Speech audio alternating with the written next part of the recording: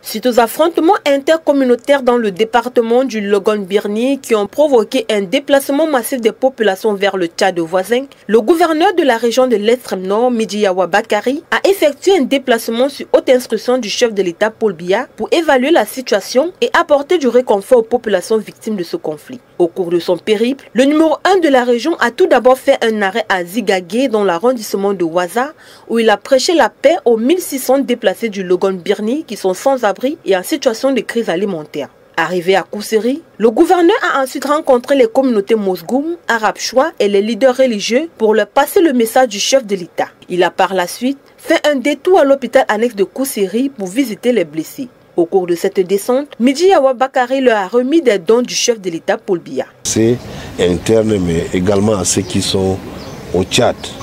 Donc dans l'ensemble, il faut le dire, la situation se normalise davantage. Et les uns et les autres s'acceptent, reviennent à la raison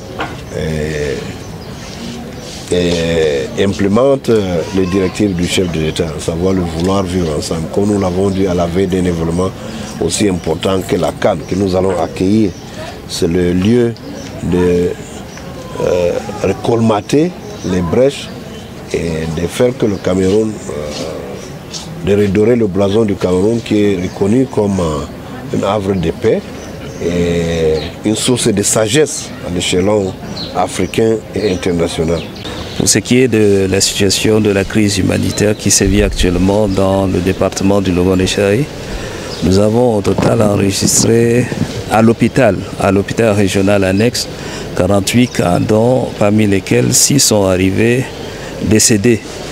Et sur les 42 cas restants, nous avons enregistré majoritairement la population des malades issus de l'ethnie arabe, 37, un Mousgoum, un Kotoko, un ressortissant de Mora, un militaire Bir et un Massa.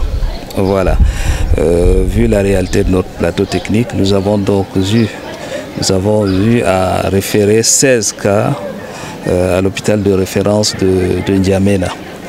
Voilà. Et actuellement, nous avons 11 cas qui sont en salle et qui reçoivent quotidiennement des soins.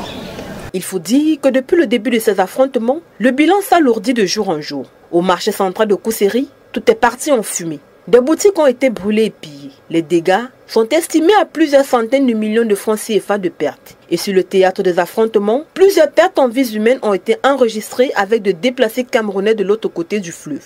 Bon, nous sommes là. On a 4 chefs de village avec les chefs de canton d'Engame, du village de Gagé. Nous sommes ensemble. Bon, les gens là, on a arrêté maintenant. Bon, d'autres, l'enfant, ils ne sont pas sortis dans les lots même. Maintenant même, ils ne sont pas sortis.